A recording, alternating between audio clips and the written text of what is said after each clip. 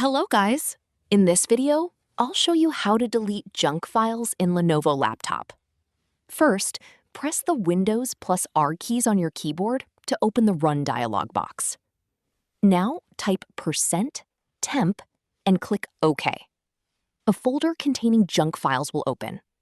Press Ctrl plus A to select all the files, then press the Delete key on your keyboard. That's it!